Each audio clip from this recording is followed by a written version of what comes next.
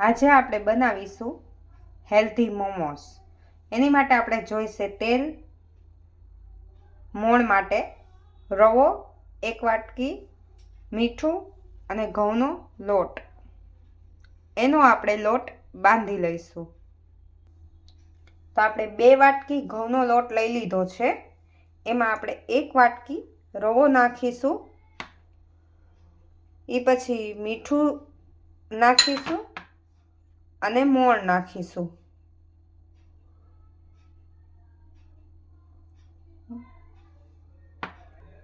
મોણ નાખી દીધું છે.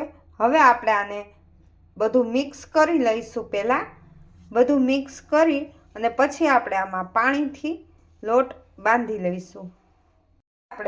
હવે આપણે લોટ બાંધી લીધો છે. હવે આપણે આને અડધી કલાક માટે રેસ્ટ આપીશું. અડધી કલાક માટે આપણે આને ઢાંકીને રાખી દઈશું. હવે આપણે બનાવીશું મોમોઝનું સ્ટફિંગ.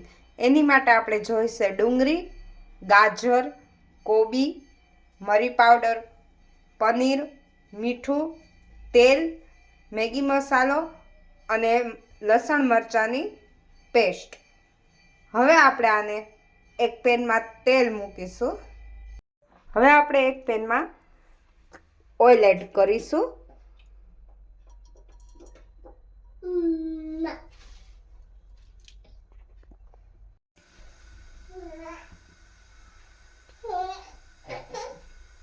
હવે આપણું તેલ થઈ ગયું છે. હવે આપણે એમાં લસણ મરચાંની પેસ્ટ નાખીશું. હવે આપણે આને સાતળીશું. લસણ મરચાંની પેસ્ટને આપણે આને 1 મિનિટ માટે જ સાતળીશું. તો હવે આ 1 મિનિટ મેં સાતળી લીધું છે. હવે આપણે આમાં એડ કરીશું ડુંગળી. હવે આપણે આમાં ડુંગળી એડ કરીશું.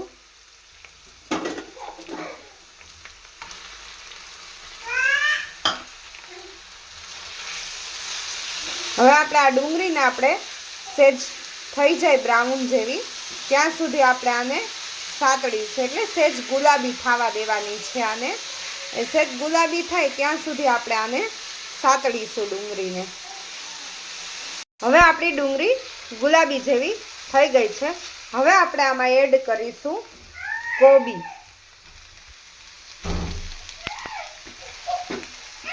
આપણે આમાં કોબી એડ કરી દીધી છે. હવે આપણે આમાં ગાજર એડ કરીશું.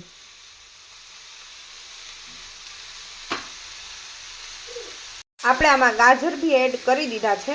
હવે આપણે આને સરખું મિક્સ કરી લઈશું.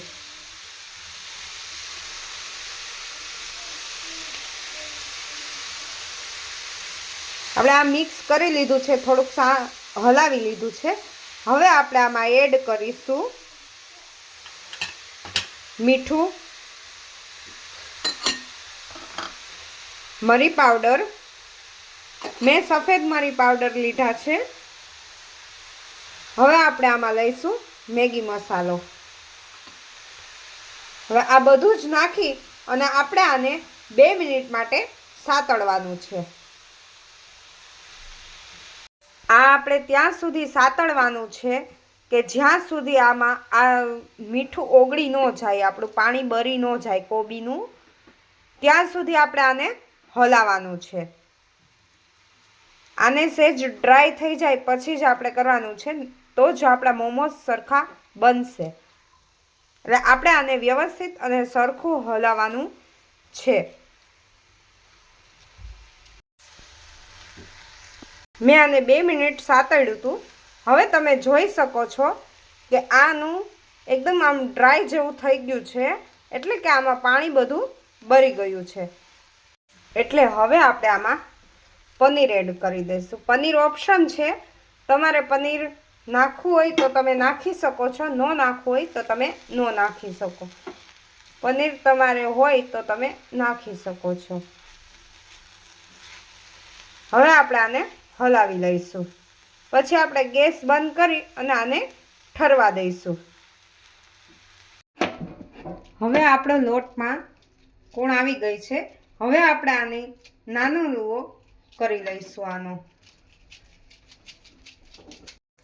હવે આપણે એવી જ રીતના બધી રોટલી વણી લઈશું આવી રીતના. હવે આપણે આ રોટલી વણાઈ ગઈ છે. હવે આપણે આમાં સ્ટફિંગ ભરી લઈશું. આપણે આમાં સ્ટફિંગ ભરી લીધું છે. હવે આપણે આને વાળી લઈશું.